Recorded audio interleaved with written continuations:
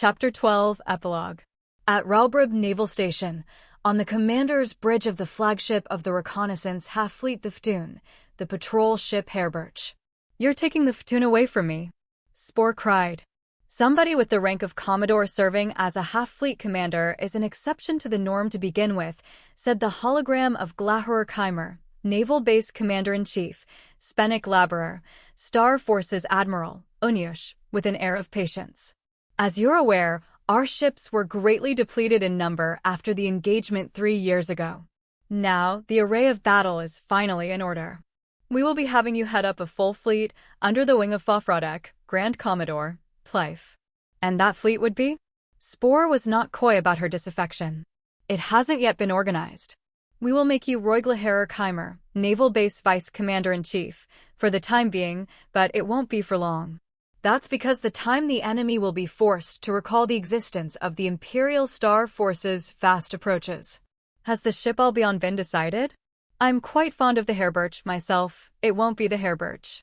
That's the flagship of the Ftun. Assign it to a successor." Her eyebrows of flowing scarlet blue bristled. "And that's that," said Anuch, hastily. "Your appointment will come into effect in 3 days. I'd like you to set your personal affairs straight by then. I'm willing to discuss personnel matters at the new headquarters as well. Now allow me to take my leave. And congratulations, Commodore Spore." Hurriedly, the Commander-in-Chief's hologram vanished. Spore continued to glare at a hologram that was no longer there. "Congratulations. Does he think I want a promotion? I'm already a Grand Duchess." Having overheard their exchange, Kvatis was relieved. Spore had been difficult to work for. He thought it'd take at most 3 years to grow used to it, but that had been wishful thinking. She was incorrigibly self-indulgent, capricious, and worst of all, an incredibly capable commander despite that. Kvatis could see it now. A slightly more manageable commander to take her place. That would be nice. "And what do you look so happy about, Senior Staff Officer?" Kvatis snapped to find Spore staring daggers at him. I'm not," said Kvatis, stiffening his face. "Oh? But I'm happy that you're happy, so you'd better hurry and set your affairs in order too." "Huh? How come?" he said, dumbfounded. "You heard what the man said. He'll hear me out with regard to the personnel affairs of the new headquarters. And you're the new Chief of Staff." "Please hold on," he said, dismayed. "I'm a Hecto Commander. My rank isn't high enough. I think it's high time you get your promotion. In fact, I'll back your promotion. Why, I myself have just been promoted, so I simply must share this pleasure with my subordinates." "Congratulations, Kilo Commander Kvatis. I'm beside myself with gratitude, but does something about this inconvenience you?" she prodded, folding her arms. "No, ma'am. It's a stupendous honor." "Thank you very much," he said, his hand forced. "You're welcome." She had an announcement for the other personnel on the bridge as well. "Everybody will rise up the ranks. I'm taking you all with me." Amidst the whole of the commander's bridge cheering with jubilation, Kvatis alone heaved a deep sigh. In flat space, in a room in an Isad Sora lightweight transport freighter, named Klasbiel in transit near Sadek Matmatsakna Klohar, Gate 229 of Kloha. "This isn't the kind of aboard-ship lifestyle I had in mind," lamented Marka. "No two ways about it," said Undertaker. "Here I am, having left my beloved husband and child to see deep space, only to have to do the Empire's bidding and help haul their cargo. Why, I ask you?" "Can't be helped," said Undertaker. "And it's not like we're actually the ones doing the hauling, either," said Bill, gulping down some booze. "It's an Ov who's piloting.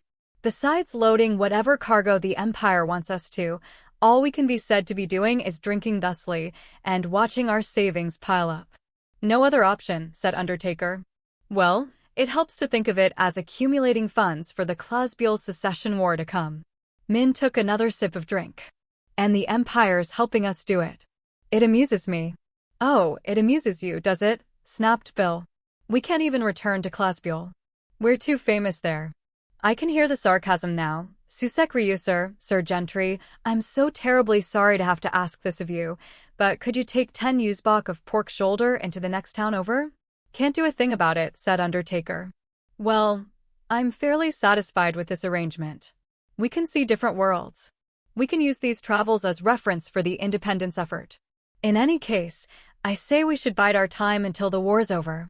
When it ends, this ship's destination will be freed up. You want us to wait until the war's over? Marka held her hands up in shock. When's it going to end? It hasn't even really started yet. It is what it is, said Undertaker. I swear, Bill looked Daswani's way.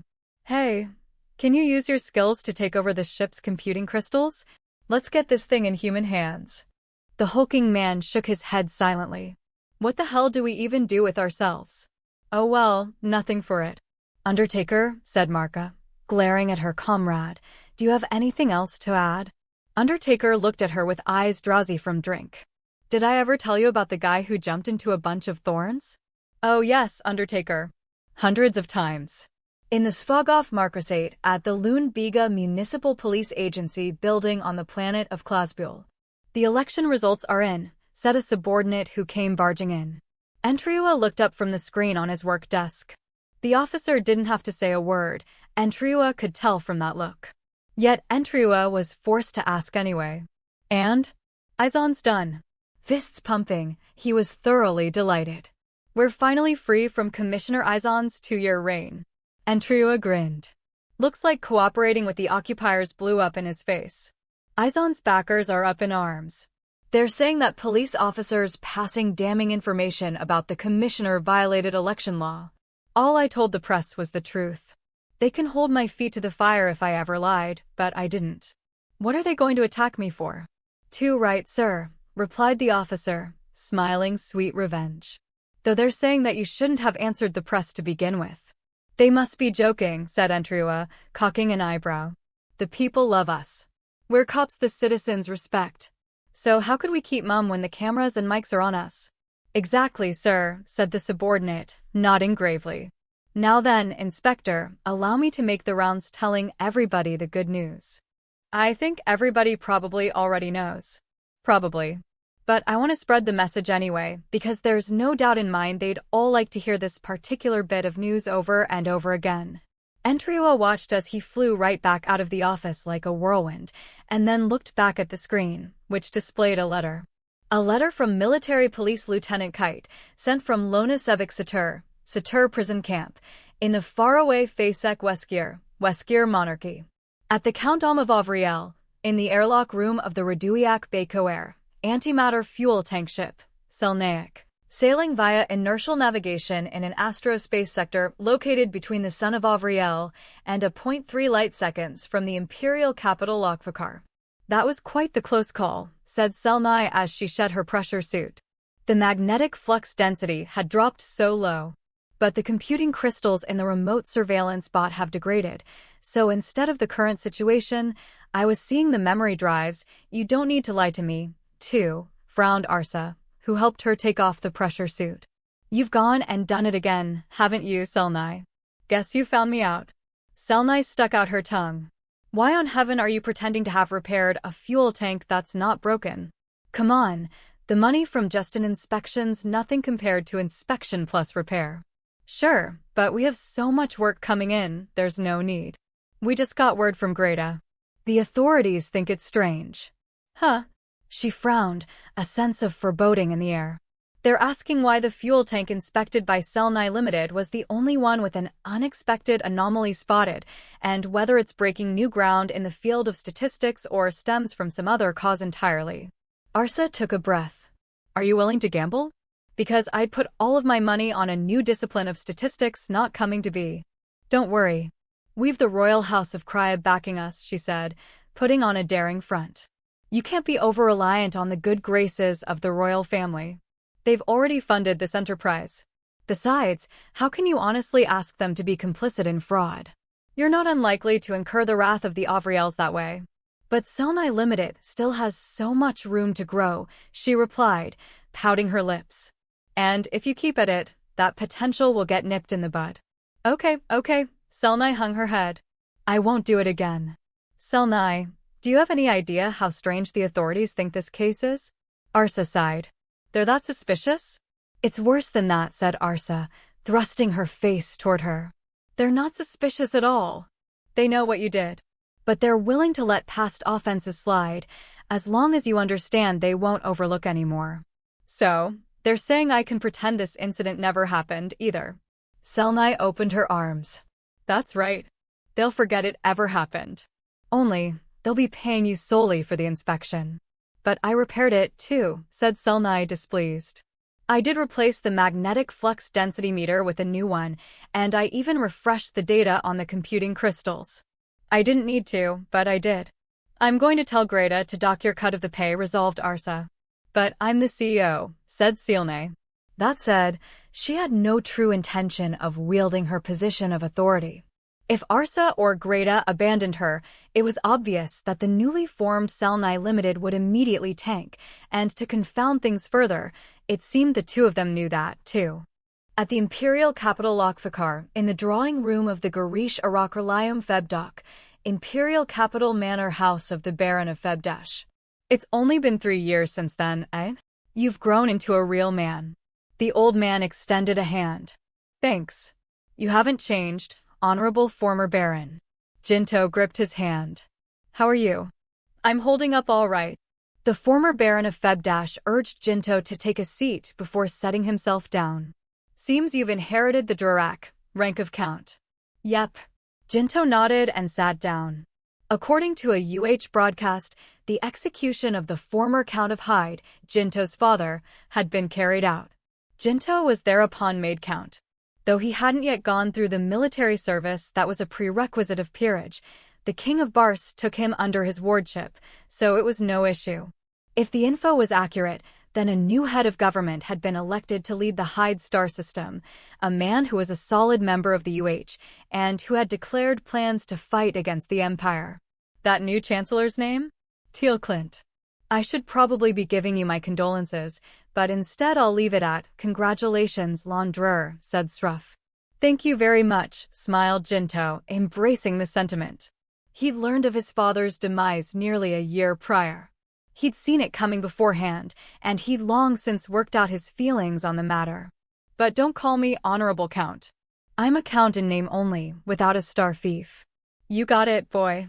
I mean, I'm not really a boy anymore, either, said Jinto, with a wry smile. S'pose not. You're 20 years old, eh? A full-grown adult. But what should I call you then? Yunch, youth, don't sound right. Jinto is fine. But to be honest, it feels pretty ace to be called Quartermaster Liewing Star Pilot. Makes sense. I oughta congratulate you for your appointment. Congratulations. Thank you very much, Jinto repeated. What would you like to drink? The former Baron activated his CompuWatch. Or would you rather an early meal? Oh, I'm sorry, said Jinto, scratching his head. I actually don't have a lot of time. I see. Well, thanks for coming out of your way to visit me despite being busy. It's true, I swear, insisted Jinto, noticing the melancholy look on Sruff's face. I've been on holiday since finishing my training voyage, but one way or another, Sruff laughed. I didn't think you were lying, boy, wouldn't you know it? That's the name that fits you the most. And I think I'll be grateful if you remember this doddering old fool, even if it's just one last time. One last time? I'd like to think I have to visit this place again, without fail. Thank you. I've got a lot of friends from way back in Lokfakar, but every time I see their still young faces, I get on edge. I can't just let you lie like that. Amusement crept on the former Baron's wrinkly visage. Do you remember when I told you the same thing 3 years ago? You did. To tell the truth, he didn't recall. Good grief. Don't tell me your memory's lagging behind the memory of an old man like me. Do you remember when I told you I'd impart my wisdom on the off frame of mind? Of course. And I'm looking forward to it. I just can't right now. It's okay, I understand. I ain't gonna take any more time off the hands of a young adult with a future ahead of him. Youngsters finding the ramblings of the elderly boring a law of nature. Boring? I'd never. Do you remember when I told you? Blatant ego salving's only gonna hurt people. You should have learned that fact by then, let alone 3 years later. Yeah, I remember, said Jinto, red in the face. But I really mean it. You're never boring. I find that doubtful, but I'm not gonna keep ya. Best be on your way if you haven't got time. I've got a little time left. Sruff waved a hand. Don't strain yourself, boy. I'm looking forward to hearing about your exploits as a quartermaster Liewing star pilot. Oh, hold on, there's something I need to know first.